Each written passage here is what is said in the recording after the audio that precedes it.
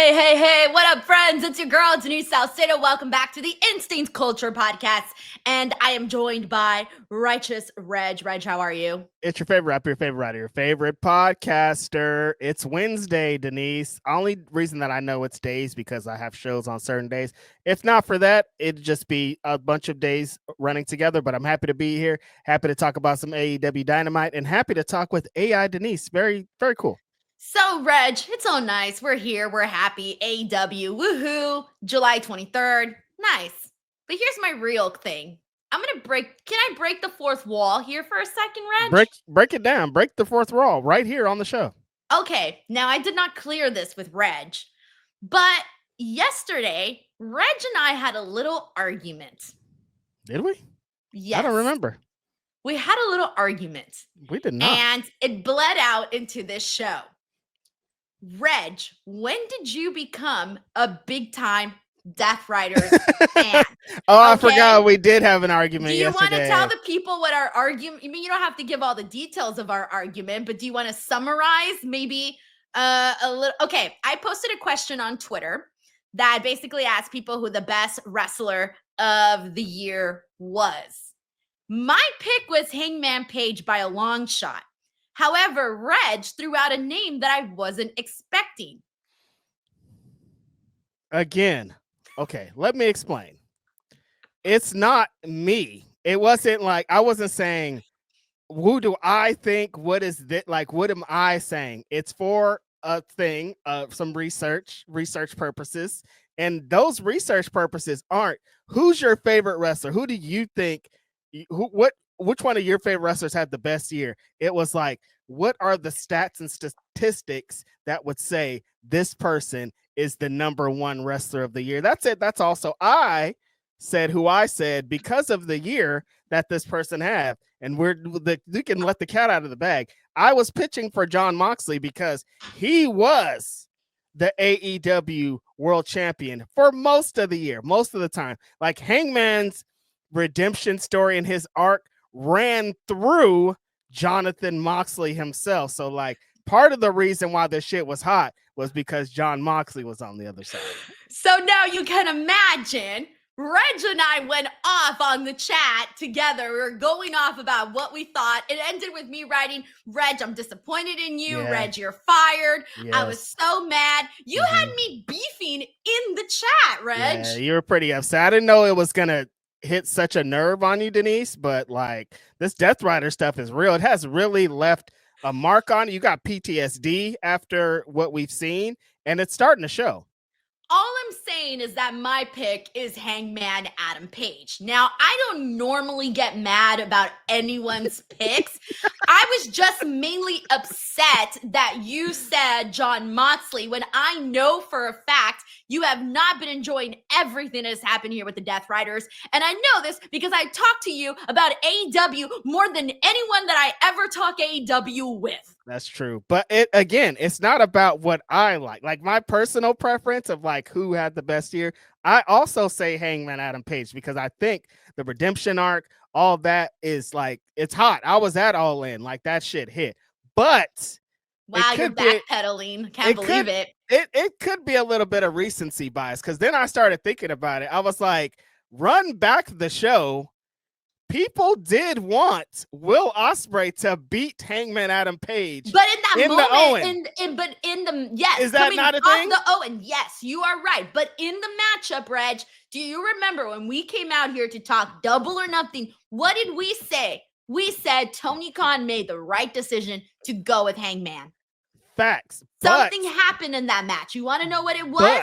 Magic. Yeah. Magic is what happened. But there were a legion of fans that were like, Osprey, it's Osprey's time. He's the guy. We've been thinking Osprey's time was the second he put pen to paper. I'm surprised freaking Tony Khan didn't make him champ the first day at Dynamite when he showed up. So if there's another fool that's in sick competition with you that could have also been the guy, that also has to factor in. Because we could live in a live in another world that Osprey, this is all Ospreys. And that's it. That's what I'm saying. Well, okay, but I'm not mad at that. I would be thrilled if people were like, Wrestler of the Year, Will Ospreay. Fuck yeah. Are you kidding me? Sign me up. I will co-sign that 100 times. But anyways, this is where the argument at, okay? And I did ask the people of social media. I asked on Twitter, Instagram, Facebook, and I would say that for the AEW side, the people, because some people, you know, they only watch certain things and some people watch both, whatever. But the AEW wrestlers that I saw mentioned, the top 3 that I saw, actually, excuse me, top 4 AEW wrestlers that I saw mentioned on that list was Toni Storm, Bandito, Will Ospreay, and Hangman Page. Nobody's going to say a heel. That's not true. That's the thing. Nobody's going to be like, a heel was the best, even if like, because they don't like it. Why? Because last year, I will tell you what, I ran a poll on all of social media and I said, who was the MVP of WWE for that last year? And the votes, the one that won on every single app was a heel, and it was Drew McIntyre, because everybody knew he had the best year that year. And mind you, he even beat Cody, and Cody was the babyface. Listen, again, not me. I'm just speaking as a representative, not my words, just how I knew the way that this is going to go. That's it. That's all I'm saying. I'm with y'all. Hangman had a great year. It's amazing. But also, Death Riders, baby. I stop saying Death Riders, baby. I'm gonna lose my shit, bro. That really touched your soul right there. You are going to break me, Reginald. Why did that touch your soul so deeply right there? Because the Death Riders. Okay, are the Death Riders interesting right now? Yes or no? Yeah, the whole show is about them. Why? Tell me why. They have to prove what all the shit that they've been talking like the whole time. They've been like, answer's wrong, Reg. You're done. No, the reason why the Death Riders suddenly piqued a little bit of interest in you is because of one man, and that man, my friend, is Hangman Adam Page. The second he came into this story, turned shit around, suddenly it was appealing. All right? Why? Because the focus was on Hangman. But why is the shit so hot for Hangman though? Because Hangman is the shit. But Hangman's a great fucking wrestler who's been killing it each and every single week. Who was out in there? Both personality, story, arc, everything. But who was he against to get there though? Well, he was also there with Will Ospreay. No, but I'm talking right now about Hangman and Jon Moxley. I'm not talking about Will right now. I'm not talking about Hangman and Moxley. I'm saying like who did Hangman beat to get to where we're at right now? Will Ospreay. No, who did he beat to become world champion? Oh, Jon Moxley. How did we wouldn't have had that all-in moment with somebody else. So you're basing off Jon Moxley's whole year off of one match? Listen, it's all about the long-term storytelling. It's all about getting to the destination. Long-term storytelling. The fans it wouldn't have worked either way. Against the Death Rider stories, and we're desperate to see a new champion. And then when it was all over, people were like, "That was awesome. We loved it. The Death Riders are killing it." Yo, I'm done with this podcast. Reg. Just because something was good at the very end does not mean that the whole entire run was great. Listen, it's all about sticking the landing, right? Ain't it? Isn't that it? Isn't it all about sticking the landing? Wait, did you do that or did I do that? I did that. Oh. It's all about sticking the landing is what they're saying. Listen. Stop. I'm not talking for me. I'm talking for someone else. Damn, corporate Reg. This is we're in your corporate era, Reg. It's not Righteous Reg at Wrestling Illustrated, is it? I was beating around the bush, by the way. I wasn't even going to call that out. Listen, I'm just doing research. That's it. That's all.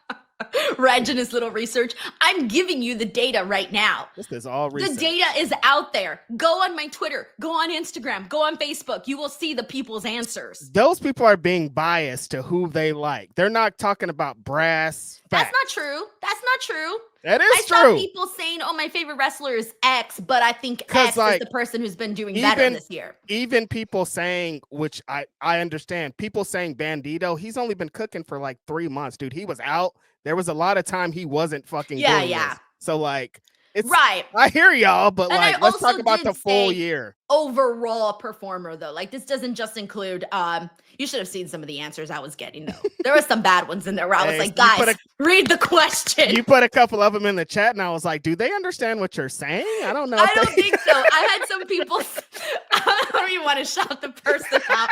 I feel so bad. I'm like, wait, what? Overall performer, but I had one person in particular that gave me a rookie, and I'm like, yo, I wouldn't even put this person as rookie of the year, and you're trying to tell me they're the best overall wrestler of the year? You're telling me this person's gonna beat out Roman Reigns, Seth Rollins, CM Punk, Cody Rhodes, Gunther? Fool's headline WrestleMania, and they're like, nah, this person. It was wild. I nearly dropped dead. Listen, if you like who you like, I'm with you. But I'm just saying, we're talking about more than your favorites. That's it. Okay, well, let me ask you a question for you specifically, Reg. Not corporate Reg, not Shill, not Jon Moxley told me I'm cute Reg. No, Reginald. For you, who is your wrestler of the year so far? Overall in 2025, Hangman Adam Page. Yeah, I wasn't bullshitting. Like, I think that everything that he's done is like they stuck the landing a lot in part because of the work that Hangman Adam Page did. Like the stuff with Swerve coming into this, the stuff with Osprey coming into this, them forming all these stories to get him to becoming world champion. I think right now I would say that, but it's more than just 2025. It's the end of 2024 also, but there's a lot of things, Man. Anyways, John Taylor here says, if you want your lady to get lots of practice on your pole, Blue Chew promo code Denise, shout out at Infamous Raider Loco. Ayo. Let's see what's up. We got Roberto M, by the way, who just became a brand new member. Welcome, Roberto. We got John Taylor here who says, every time AI, Denise, and Righteous Ranch argue, it makes me sad. Stay together for the children. We're done. I'm off of this. I think that's our first argument we ever had, Reg. No, we've never argued before. No, there was that one more. The first time we beefed. That was it? There was no other I argument. remember being on the show being like, what was it about? I have to remember. I don't know. But I'm saying like over text. I've never argued with you over text. Oh, yeah, no, you were really upset, Denise. I'm like, what is wrong? What's wrong with Denise, you guys? You just got me on one of those days. You were going off for a while too. I'm like, what is wrong with Denise? And then I would go back, and when you highlight a message from like the past, you hold it down and then reply specifically to that message. You're replying to messages from up there. Leave those messages up there. I'm like, wait, she responded to something for 45 minutes ago. We're done with that. I was going off, bro. Anyways, that's our biggest beef that Reg and I have ever had. Over wrestling. Come on, you guys. We got Grapple Geekery here who says Reg is on the take. It was hot in spite of Mox. Man. Yeah, I messaged my husband about it and I said, this is what Reg is saying in the group chat. And I'm like, fucking Reg is on crack. You were so upset, dude. I was talking shit about you. You started making polls on all the fucking social media apps. Like, you were like, no, I have to prove this fool wrong. I started sending the results. She like, look at this. Look what they said. I'm like, all right. Leave me alone. So funny. Jacob Tatum here says, how many title defenses will Hangman be? Plus, do you think MJF Athena will be successful or not when cashing in their all-in contract? I think there's a world where, for a fact, I think Athena will be successful. MJF, though, that one could be a question mark, especially after today, because we are looking like we're seeing the downfall of the Hurt Syndicate. As of right now, I don't think MJF is no longer part of this group, and that's because he was super pissed that they're now helping out Adam Copeland. I explained this, Reg, because I'm not even really sure I think I know what's happening here. Yeah, before today, Jacob, I think I would have maybe had a different answer. I've been like, I think they're both going to successfully cash in. But now I'm super confused after what transpired on the show today. Max confronted Hangman at one point, and Hangman was like, essentially, to beat me, you have to use this contract. You got to cash it in. I don't think you're going to be a good person and go through the rankings and do all those things to earn this title shot. So, like, you're going to have to do it. And then Max came out and did a promo and was like, I'm going to beat you without this contract. So I'm like, I don't really know. It could be Max just playing games as a heel. He's like, yeah, I'm not going to use this. And he ends up using this. But it's seeming like they're setting up all the obstacles for him to lose if he cashes this in. So then they get to the Hurt Syndicate stuff.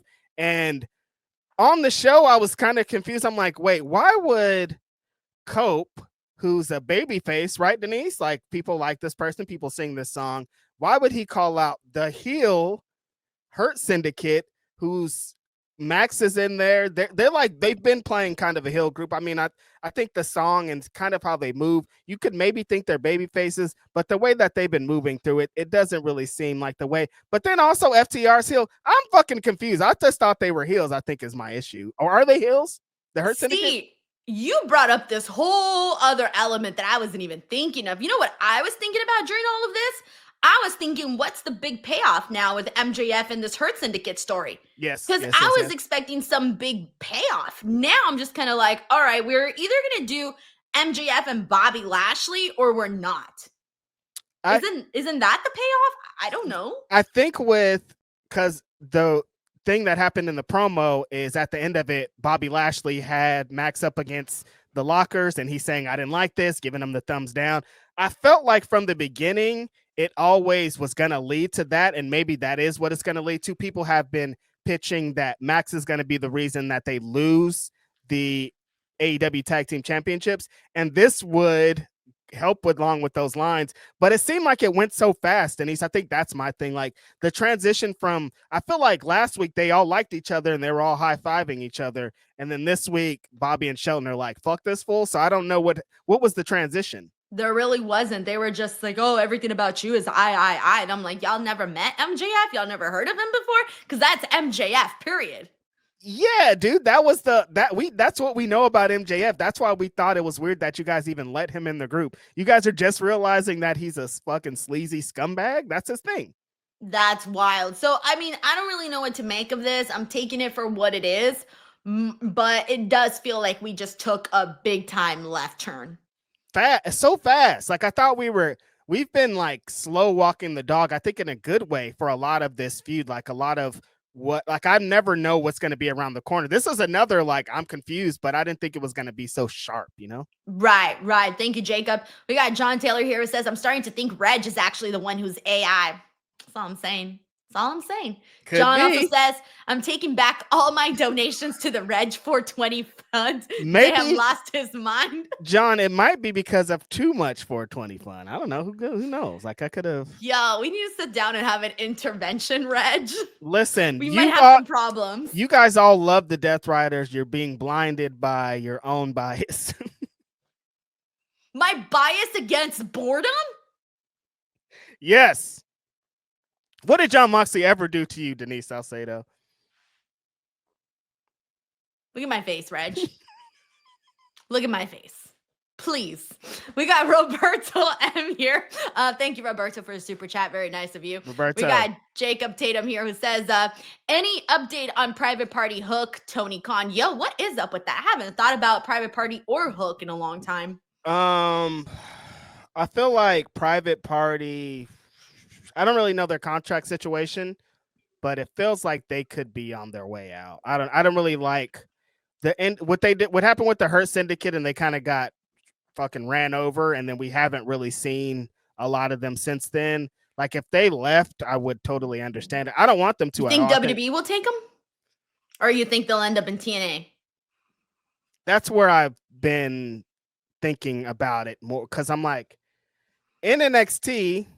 Oh, I can so see them on NXT. Right, exactly. Like and we I feel need like male bodies on NXT. They would fit in pretty well in NXT, but I can't trust the WWE to have them and fucking Street Profits on the same thing and not confuse them because they're fucking dumb.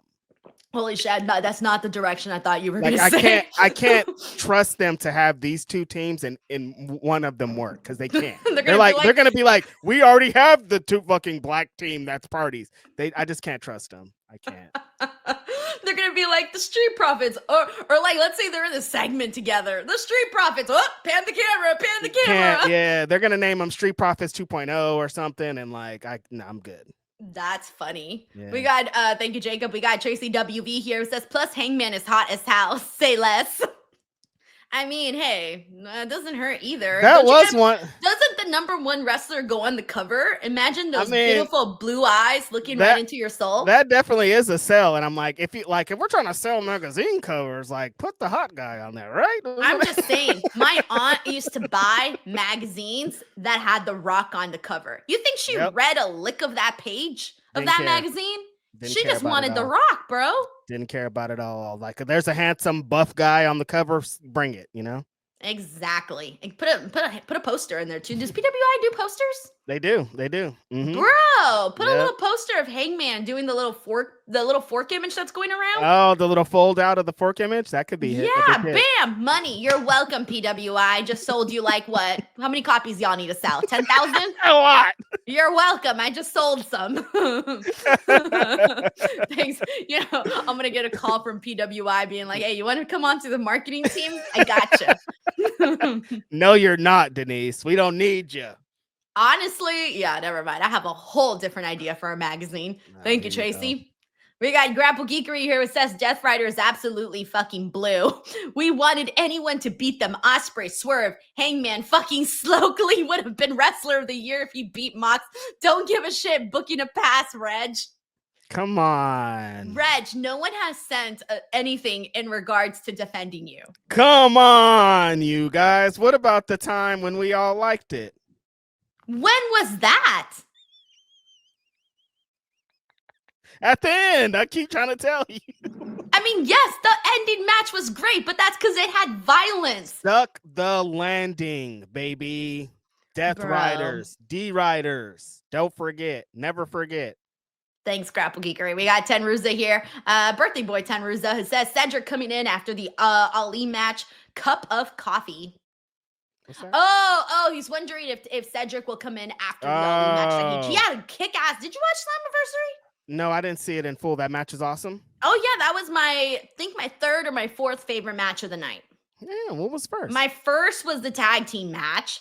My second was the ladder match, the four-way ladder match. Yeah. The second was Moose and Leon Slater. And then the third, what was the third my favorite? Oh, it might have been this one, Mustafa Ali and Cedric. No, there was something else in there that I liked. Can't remember what it was, so I guess this one's third. Yeah, I actually want to see that match. Thanks, Ten Ruzo. We got Roberto M here who says, glad I didn't cop new Hurt Syndicate merch that involves MJF or anything MJF. Looking like MJF and FTR could work together again versus Cope. MB? What is MB? And Hurt Syndicate. MB.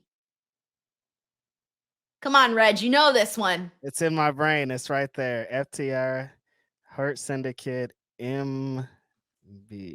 Hold on, I'm looking for the chat to help us out here because we're dumb. Go. Come on. Who's MB? Mark Briscoe. Mark Briscoe. I'm sorry. I was thinking tag teams. Yeah, I was like, what tag team is MB? The Mash Brothers? No, my brain, by the way, shout out to Moe Best, who's one of our listeners. My brain kept going to Moe Best. Why would Moe Best be? I'm like, I don't think Moe Best would be involved. Not even a wrestler. He's a person in our chat. But wow. MB, my brain went it's going to be Cope, Moe Best, and the Hurt Syndicate. That's a sick team. That's so funny. Also, shout out to Moe Best if he's here in the chat. He's going to be like, what? What? What's going on? You're going to have a good time out there getting beat up. So funny. All right. John Taylor says, I don't even think am I even allowed to read that? Masturbator. Yeah. I don't think that was a guy. So funny. Anyways, okay, let me reread that then because I completely butchered that.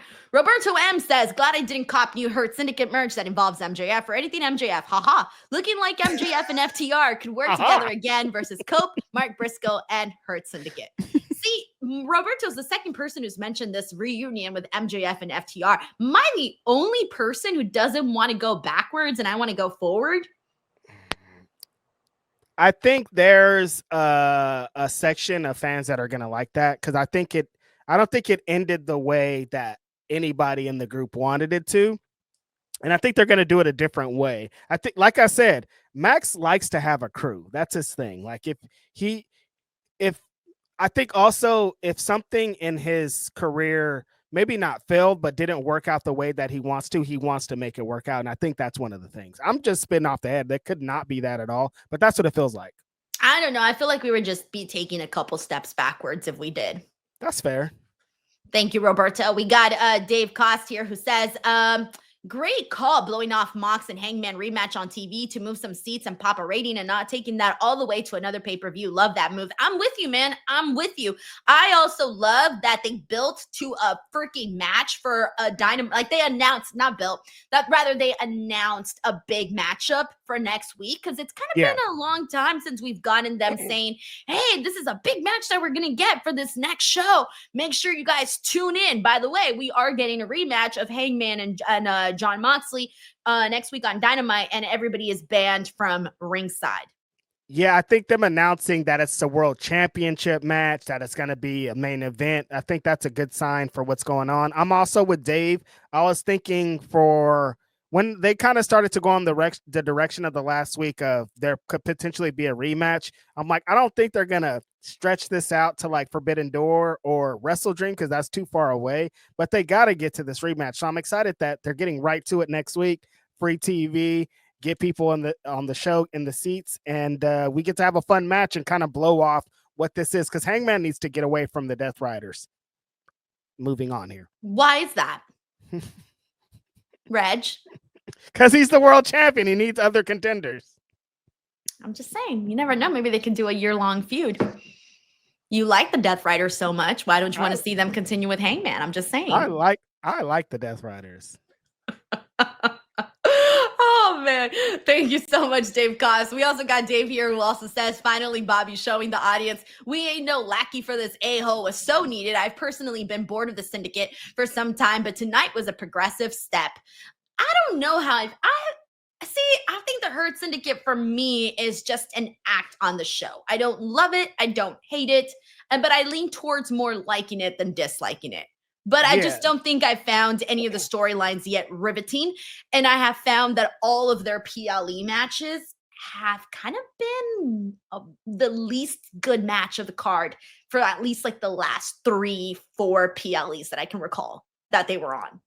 Yeah, it seems that the angles, they're so like angle based. Like you could tell they came from WWE because they're like, we got to tell these stories. We got to do this. Like they're so like in that mode.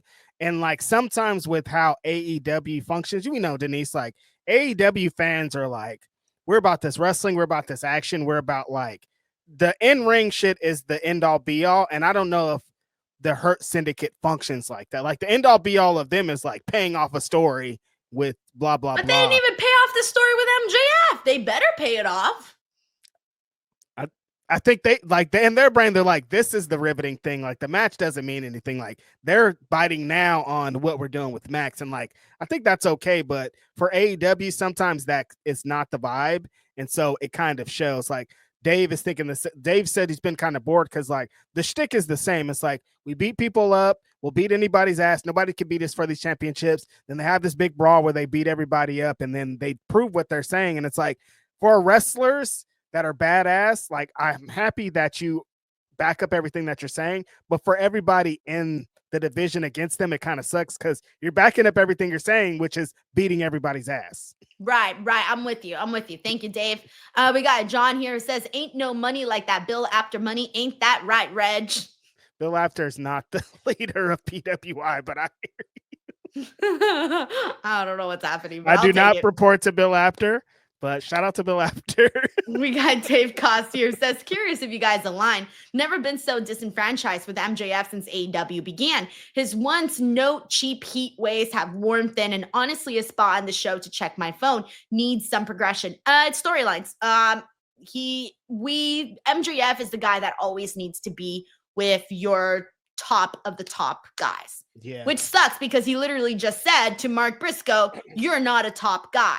But here's the thing, like we see MJF as that guy that's always in there with, your Hangman Pages, those types of wrestlers. And I feel like that is why you might not be as invested at the moment. That's just my assumption. No, I think you're onto something, Denise. He needs somebody to have that back and forth with. And but Mark's been delivering on those promos, man. But I just think the fans know it's not really going to go any place other than where it's at right now. Right, because what's the goal? Like the main goal is, we already know that MJF has the contract. He's talking about getting a world title match. He's already moving past this. So it's like, we know it's a middle feud or a feud to kind of further along what's going on, but they kind of know the result. And I think that's what's holding everything back. But MJF's real shining moment, while Mark has been knocking it out of the park, he's not known for his promo. So he's not like MJF will chef up a promo for an entire week and shit. He goes by those Cody Rhodes standards of I got a big promo next week. I'm going to knock this thing. I'm going to have this thing set up. Mark Briscoe goes in there and what the fuck am I going to say? Blah, blah, blah. He makes it work, but it isn't the kind of same back and forth that Max really gets into his mode with.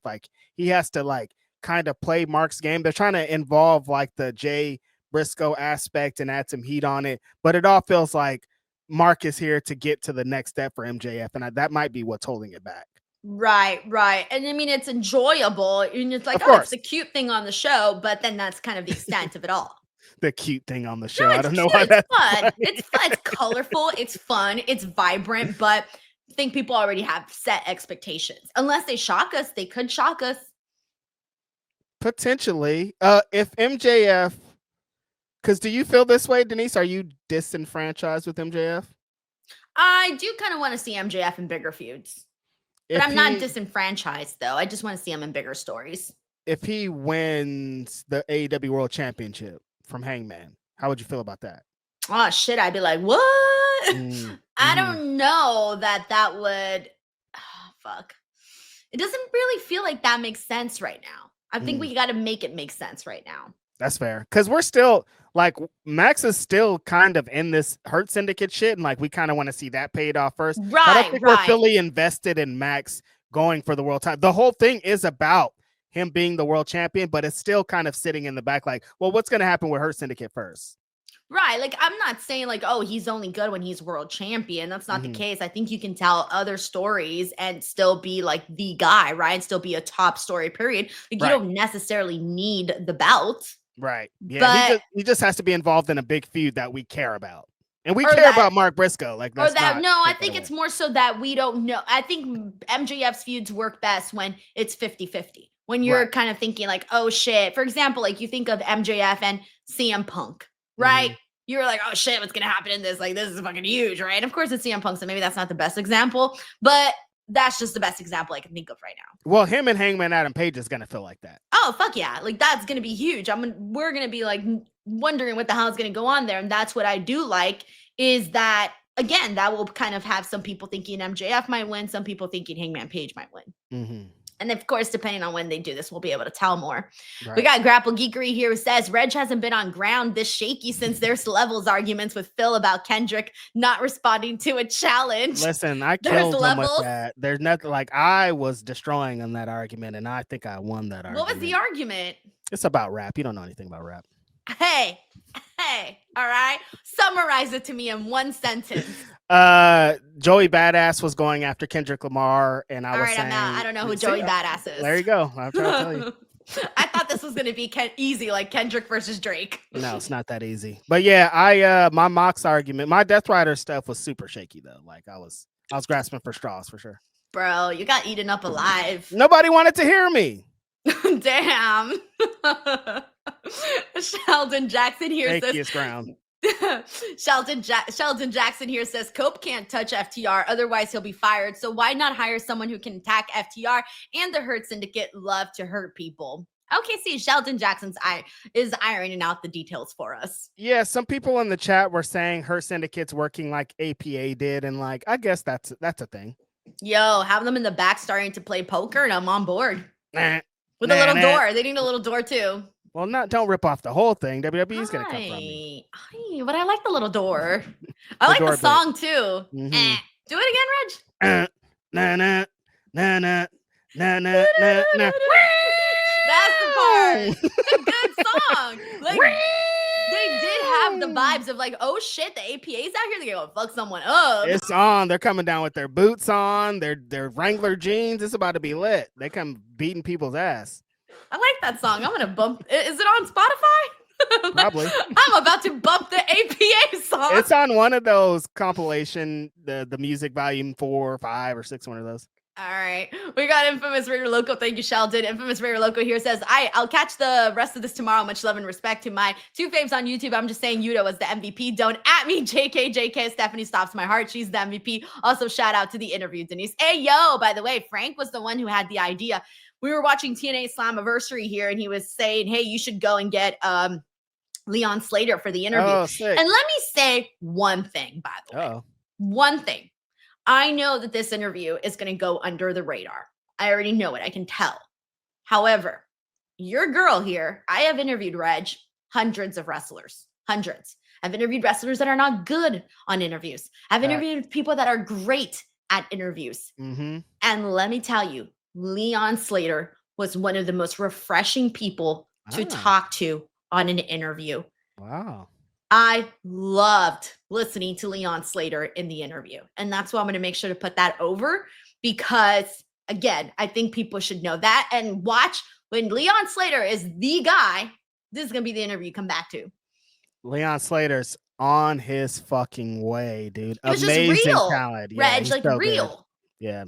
You know what I'm saying? He's super young too. Like he just gets it. Like he's gonna have it all very soon. And I'm super stoked that my friend got to interview him and I'm gonna watch that. Who's your friend? You. We're not friends. This relationship ended. The second this relationship ended. You're just here because we have a union. Come on, dude. This Jon Moxley Death Rider hate has to end. This has to end. Did you hear we have a union now? We did.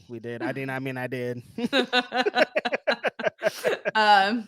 The YouTube SAG-AFTRA, YouTube-AFTRA. Here you go. That's all fake. I don't know what I'm saying.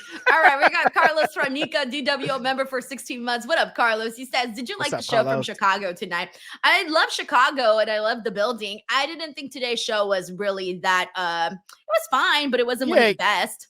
Give me your overall breakdown on what we saw tonight, because it was different than the last week's go home or after show of All In. It was a strong wrestling show, but they're always strong wrestling shows, Denise. But how did you feel kind of about the show overall? Well, I'm trying to think like if I felt if it was it. I didn't feel like tonight was a strong wrestling show though. No. Oh yeah, they started out with fucking Yuta and tag team wrestling. Of course you didn't think so. Like I thought tag team match was hot. I did like that tag team match with FTR and Jet Speed. Okay, but one match. Adam Page versus Wheeler Yuta was a squash match, and then Adam Page, my favorite part, was beat Wheeler Yuta bloody to a pulp. That was great. Billy Starks and Toni Storm was fun, but I wouldn't go out and say it was, like OMG. Jesus, OMG. It wasn't like the must-see match that you Right, exactly. Yeah. Swerve Strickland and Salcedo had a funky DQ ending at the end. Also not necessarily one that I would say go out of your way to go watch. Claudio versus Mark Briscoe was fine. Not a match that I would say go out of your way to go watch. So that's why I can't say it was a strong night of a wrestling show. Okay, that's fair. I think that they're trying to, coming out of All In, it was so deep with the stories and what we're doing and what we're telling. Now they're trying to build towards Forbidden Door, and it doesn't, like there's a purpose, but it doesn't seem like there's a super purpose for everybody. Do you know what I mean? Feel like fans tune out during Forbidden Door era chapter? I said that it's one thing that I'd never really want to fully admit. But it flipped, didn't it? Remember, because the first Forbidden Door was like, oh my God. But then after that, people were just like, eh. I think after the second or the third, what number is this one? Like the fifth? Fourth? This is I feel the first two people were really invested. And then the rest of them, I just feel like the crowd hasn't been as invested.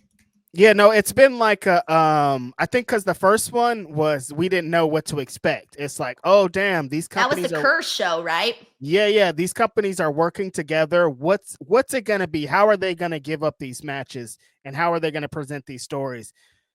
And I think that, if you have Kenny Omega, Will Ospreay, you have Okada was still in New Japan. Like there was all these kind of places we can go. A lot of those guys crossed over from New Japan to AEW. This is the fourth one coming up. Fourth one. The 2025 will be the fourth. Last year was the third. A lot of people that we were looking forward to seeing in those original Forbidden Doors, we see them every Wednesday now. Fucking Okada's here.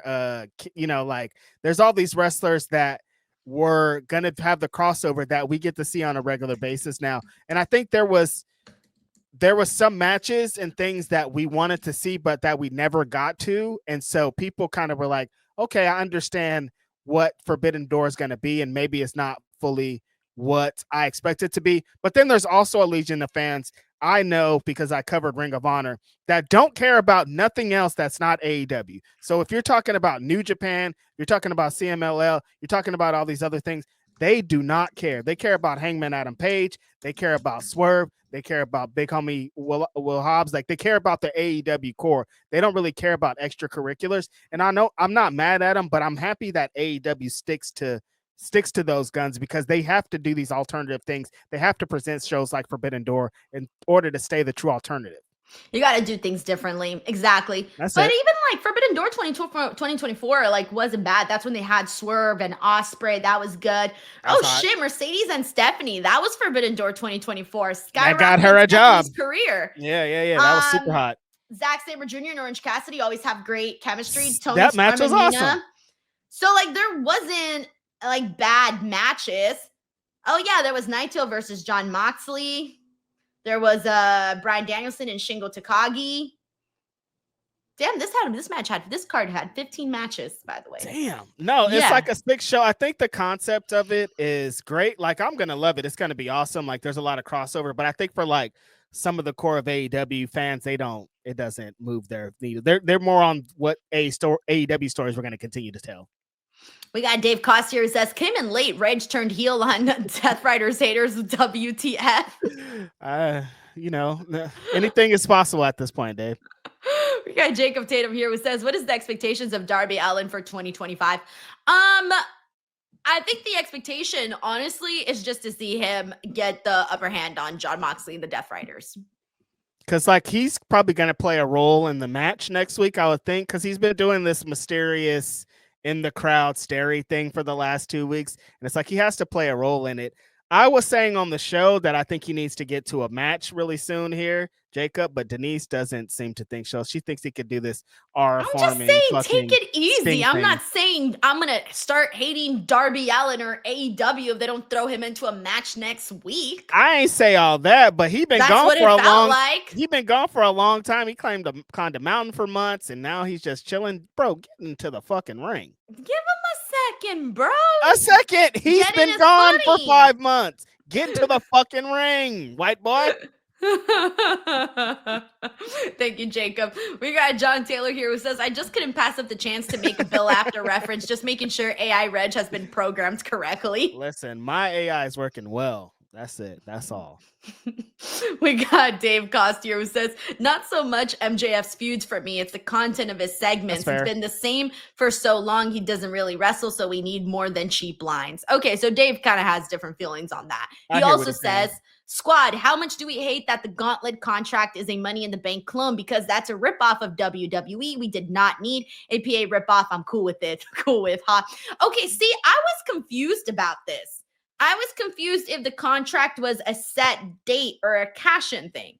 Can you clarify? Because I'm still confused. I think AEW wants it. They don't want cash-in to be a thing. They don't want it to. They want to get as far away from a Money in the Bank concept thing as they can. They started it, but they didn't have to do it. Because Athena's thing has been like, I'm going to sign this date. I got the date. I'm not going to let you know. Like, it's going to be a surprise on you. So she's saying, I'm signing this for a match. The Max thing, they've been kind of up and down on what it represents because Hangman's like, you're not going to cash in on me. Essentially, you're not going to use that contract to beat me. But then Max is saying he doesn't. So I don't know exactly what the rules are, but I don't think it's like Hangman or Max could come out when Hangman's beat up and say, let's do a match right now. I think they have to make the fucking match and then do it, you know? I'm just saying it shouldn't be this complicated. We should 100% know exactly how this works. Does I have to be acting stupid like I freaking know? I don't know what is happening. Yes, Sven Biggs break. He said it's different because you have to sign it. Remember when Christian had his, and then that one match he was going to sign, and they just took his pin, and I was like, "What?" So I don't really know what this is going to represent. How did he do it at was it Revolution, right? Yeah, he came out and he signed it and he handed it and he ran down there.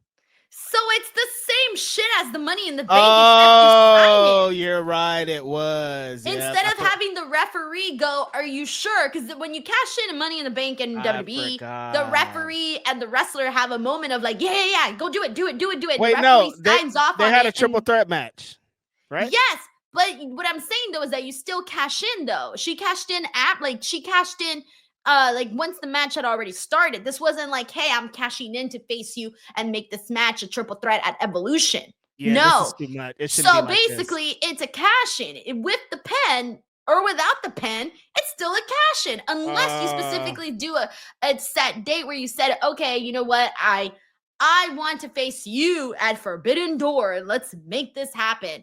Yeah, I forgot that Christian did do that. So it shouldn't even be like that. Honestly, it's the same thing. You know what I prefer? I do prefer them either the wrestler specifically saying, hey, I want to face you at Forbidden Door, for example. Yeah. Or the company saying, if you win this casino gauntlet, you get a title shot at Forbidden Door. Okay. You don't like them be able to have this thing looming? No. Because that's Money in the Bank. Yeah. But that's a concept that's proven to work in pro wrestling.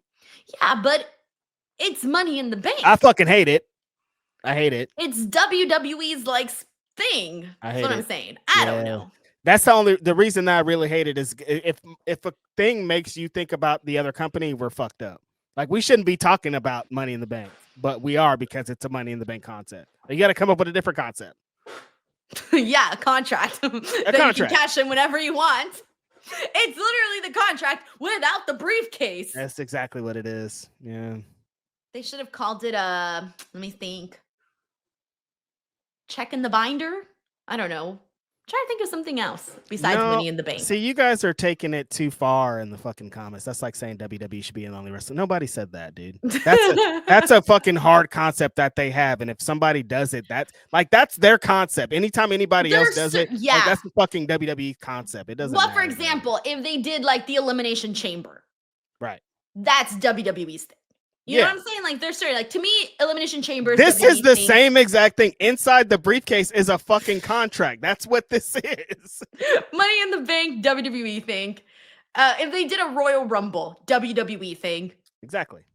I don't know. I don't make the rules. If they did the same match concept, but they just said this, like Denise said, this, you win or you get a match at this show. That's great. Amazing. Number one contendership. Love it. Let's run with it.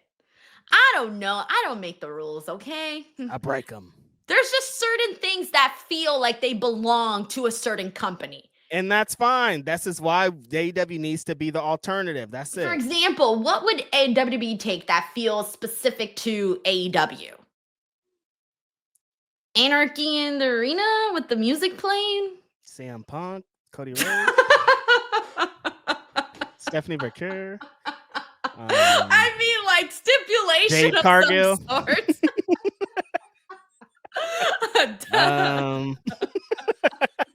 I'm done. They just take everything. All right. I'm like, that Cody one really worked out for him. All right, we got Ben Sneffer here who says Leon Slater is going to lose his championship to Lexus King. Ben, no. Does Lexus King still work there? I haven't seen him in 5 years. Yeah, he does. He still works there. God. Thank you, Ben. Jimmy Jimenez says some people at Forbidden Door every year, no interest. Oh, same people. Mm-hmm. Same people at Forbidden Door every year, no interest. And Denise, if you don't keep up with, say, New Japan, why would it, as a concept, why would you care as a concept? Like, I'm not like, I would understand if AEW fans are like, well, who are these people? You know what I mean? Because like, not every AEW fan is tapped in. A lot of them are. Most of them are, I feel, tapped in, but some of them are just not, you know? Yeah, man. It's just different now. Like, it's just different. I think the times have changed. That's all it is. Totally. That's Yeah. it. Thank you, Jimmy. We got Ten Ruza here who says AEW is for Athena, all elite women. Let's talk about that. Ten Ruza says they're on fire. Toni Storm and Athena. Athena, we were just talking about her being having the contract. Today she sent out Billy Starks to try to do some of her dirty work for her. How'd you feel about all this? I love seeing Athena on TV every week. I thought Billy Stark's promo was hilarious. She called Toni Storm a dusty ass hoe at one point. I love the whole concept of what they did on Collision. They announced the match and they told Athena it's going to be, well, Toni was like, it's going to be for a shot at my championship. It's an eliminator.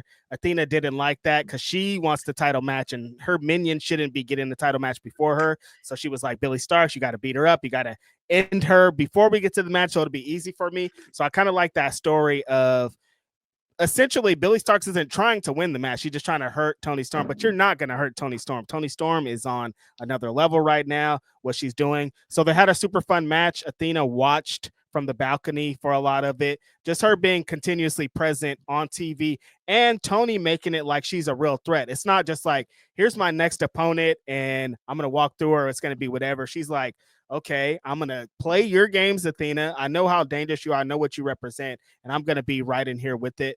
It's been great. I think Billy Starks getting the opportunity, a big opportunity against the world champion, one of the best characters and wrestlers in the company on a big stage. Loved all of that.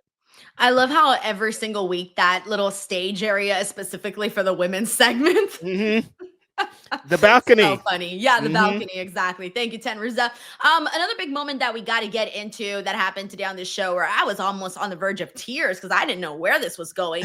Will Ospreay talking about how he kind of has a little bit of a neck problem. And, you know, he talked about his vertebrae and some of them are like going into, I'm not really even sure. I don't the medical terminology of that. But basically, I was starting to fear, oh my God, Will Ospreay is going to be out for several months. And then he says, I'm going to be out. But hey, I will be back for Forbidden Door. And I'm like, Forbidden Door? That's at the end of the month, bro. What? I thought he was going to be gone for like months. I started to panic, Reg. Yeah, no, Will Ospreay played a nice little trick on us. Well, maybe not a trick because I don't think he was trying to trick us. Like it was just the how he explained it. The build-up was a little like, where's this going? Where's this going? He is banged up, as we know, as we've seen. We've watched him wrestle. Like you can't wrestle that style and just be a regular bodied human. He's had some neck issues. He said that his vertebrae are going into his spine or something's going on with his neck and his spine. He's saying he hasn't been to the doctors to tell people because he's kind of afraid of what happened, but he did finally get there. And the buildup was like, damn, how long is this fool going to be out? But then he was like, I will be back by Forbidden Door, which is at the end of August. It's about a month.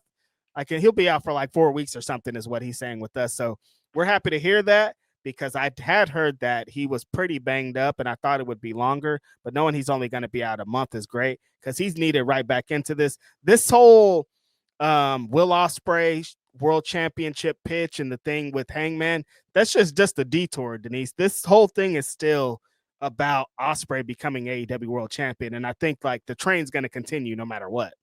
Yeah, man. It's one of those things where like, no, Will Ospreay cannot be out. No. I'm wondering if he feels pressure too to be back by Forbidden Door. I hope it's not a situation like that because, you know, they are in London and he's the guy people want to go see. You're right. I hope he doesn't feel pressure. I hope this really is a situation where he can be back realistically in that time. No harm, no foul. Instead of it being him sort of feeling pressure to be back for that date because he's the draw for that show. I hear you. Like he has to go extra hard to get to that because it's so important. It's Forbidden Door in London. Like he's kind of the face of what this whole concept represented. For it to be in his home and all that, he probably is like, damn, I want to get back.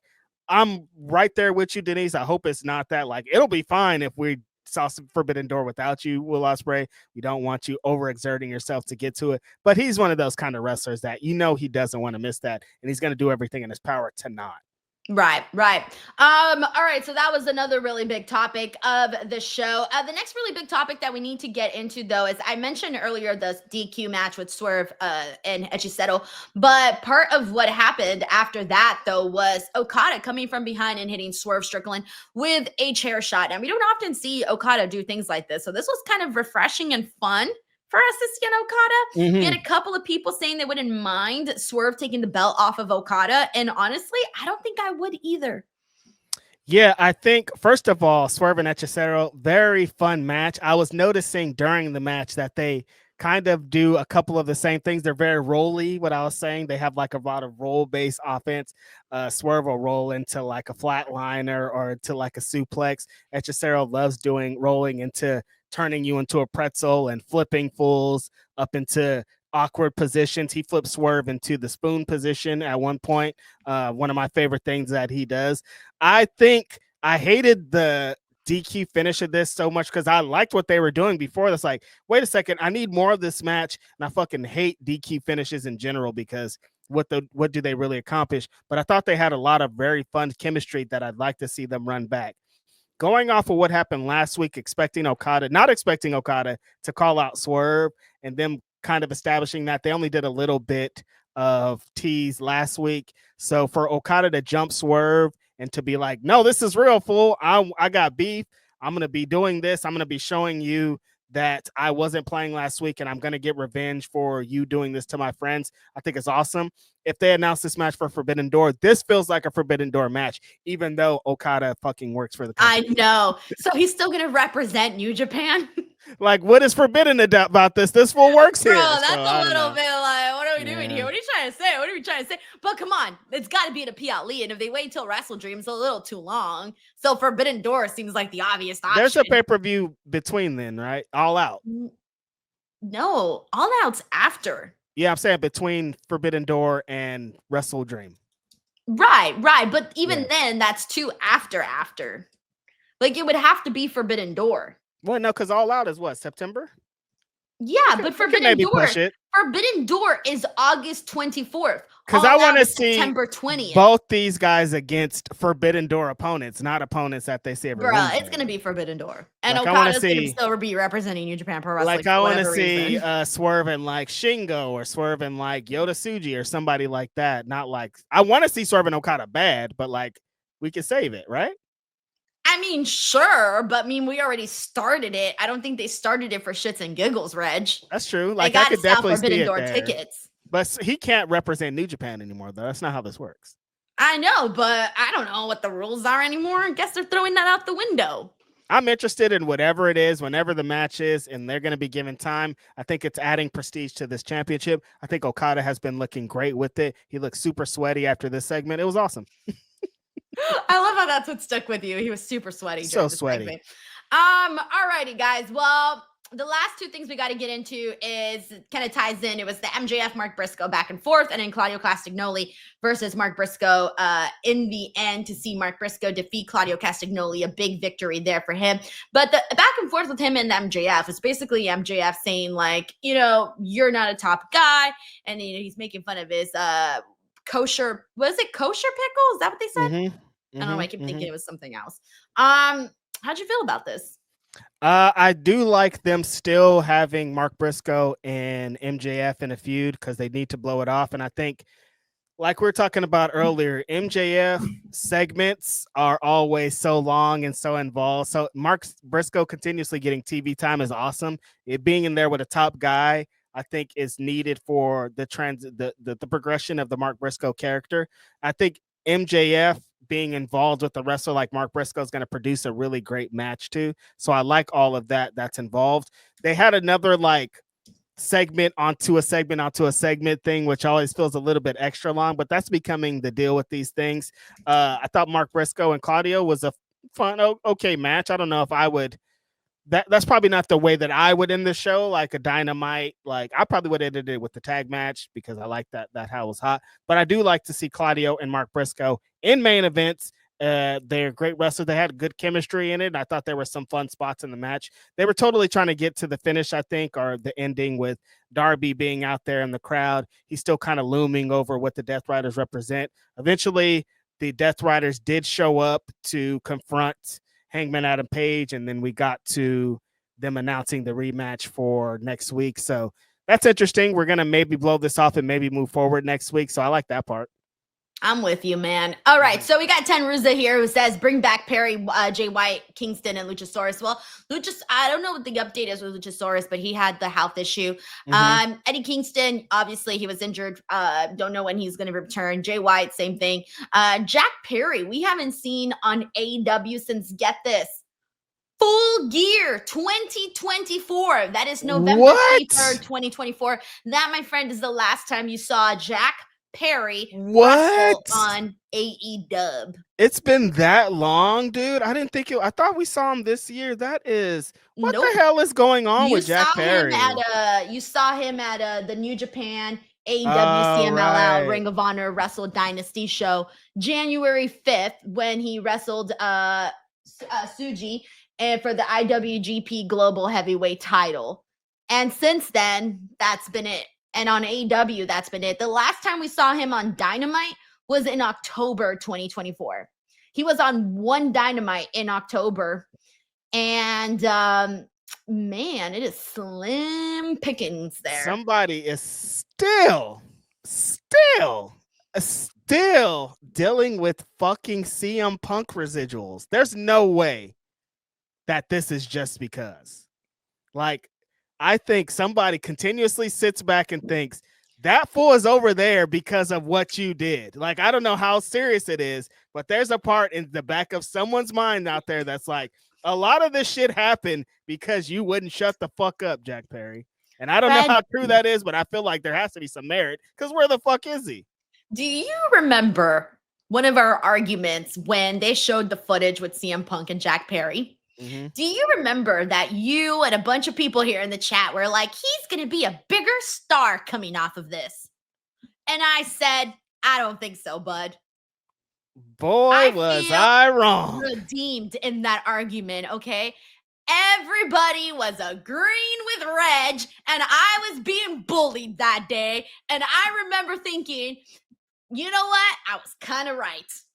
I need to gloat here for a minute. Listen, take your victory lap because you're right. I was like, look, Jack Perry's this is gonna be great for him. Like, he's gonna use this to really get out of here. But no, it didn't work. It did the opposite. I think that, which is unfortunate. It would have been kick ass if he did explode and become this really big megastar. I was a fan of fucking Jungle Boy. Dude, I watched some of the old AEWs on Max, and when he came out with the fucking people used to go fucking ham. Like, this guy was one of the biggest stars in the fucking company. And so for him to kind of get lost in all of this is super unfortunate because remember when AEW started, Denise? Like, he was out there on the front lines when they were doing all this press and trying to get this brand over. Jack Perry was at every one of those. They were like, Luke Perry's son, we got this. He's a special guy. Like, he played a huge part in the development of this fucking company, and he's been gone. So I can't think of anything other than the gigantic place that he played in having CM Punk gone from this company as the reason to why we don't see him. Because, like, what else could it be? Crazy, because he literally went from sweet kid, Jungle Boy, our Jungle Boy, to this, like, I don't even know how to describe. One line, Real Glass, Cry Me a River would be that would do it. One fucking line, dude. One line. Damn. It's unfortunate stuff, man. One line. And then I think beyond that, I think he did the scapegoat shit too long. Like, I think when he came back, it was like, okay, I understand this, but eventually you got to move on to something else because it isn't enough. You're fucking Jack Perry, a Hollywood Nepo baby and shit. You should be using that, and they never got to that. Yeah, I was going to say, that's a real good heel thing right there. That's the heel shit. Especially, I feel like during that time, there was a boom in people being like, Hey, Nepo babies. Like, people were really Dude. mad. I mean, they still are mad about Nepo babies, right? But there was a period in time where it was like, you freaking Nepo baby. Yep, the Nepo baby shit was going crazy. I'm like, if Jack Perry came out and was like, I've been rich my whole life, fuck all you guys, I'm cooler than you, that shit would have been the real heat. Him being like, I'm depressed, I wear these black clothes. No, we don't care about that, dog. You grew up as a fucking Hollywood kid. Be that fool. Yeah.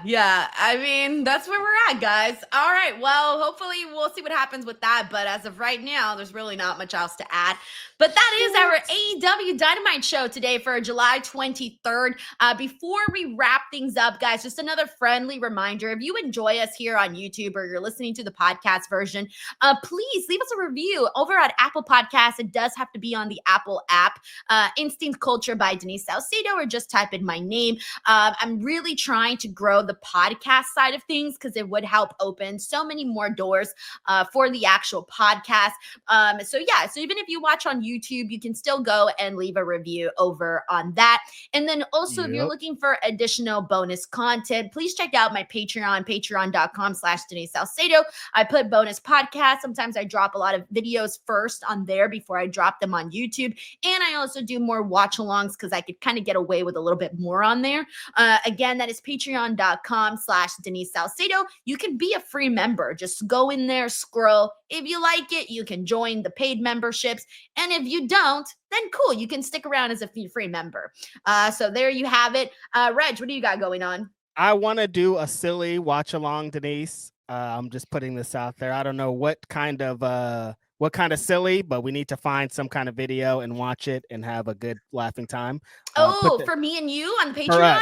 I have an idea, actually. You got an idea already? Okay, yeah, sweet. And okay, you know what? I'm gonna pitch my idea, and you guys let me know how you feel about it. I've been thinking about going back and watching like some old Dynamite episodes. We could do that. Would that be fun? We could run it back. Yeah, that would be kind of fun. I know for us it'd be fun. Like the one like before we started covering it. Yeah, like start from day one, episode 1. Yeah, what y'all think? What is just this? To kind of throw back? I like it. Dynamite content, that could be a thing. You guys chime in. I do have a thing to promote, baby. Very excited. Back at West Coast Pro, they said I am on commentary again this Saturday, baby. United Irish Cultural Center, July 26th, South San Francisco. The main event, which I'm very excited to call, is going to be Kevin Blackwood versus Cedric Alexander in a 2 out of 3 falls match for the West Coast Pro Heavyweight Championship. Super stoked. The Crush Boys, Starboy Charlie, and Titus Alexander are challenging for the West Coast Pro Tag Team Champions against one called Manders, Thomas Shire. Should be an amazing show. All kind of great stuff is going to be on there. Somebody that Denise just interviewed and we talked about, Leon Slater, is going to be there live in the building. I'll get to call a Leon Slater match. Former TNA Knockouts champion Masha Slamovich, one of my favorite wrestlers, going to be there. Going to be amazing. If you are in the area, South San Francisco, you can still get a ticket. There's less than 100 left, and you should definitely check that out. If not, it'll be streaming live on High Spots. Very excited about this. Very excited to expand my commentary resume and knowledge. So you guys definitely check that out. Grapsity will be on Saturday. I don't know what else.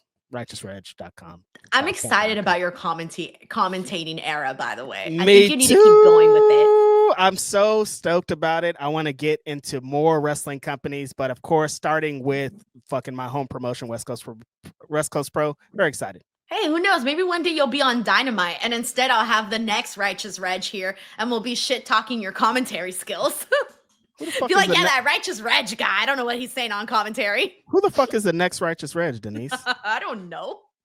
Go start looking for guys. Start looking. You're creating another me. What the hell, buddy? AI. What the hell? Don't replace me already. I'm still here. By the way, I do want to wish a belated birthday over. Where is it at? I lost the comment. Birthday. I had pulled it up here. There you go. Arthur Andrews. Let's go. Arthur Andrews, thank you for reminding me. Happy belated birthday. I hope you had a fantastic birthday celebration. Birthdays, baby. Nothing like a great birthday. Shout out to everybody. Shout out again to the homie Tenruz. I hope you guys are having a great one. Someone says, don't watch the COVID shows. Will we do that to ourselves? Dude, pandemic shows on any company fuck me up, so I don't know, man. I don't want to go back to that time. Yeah, me neither.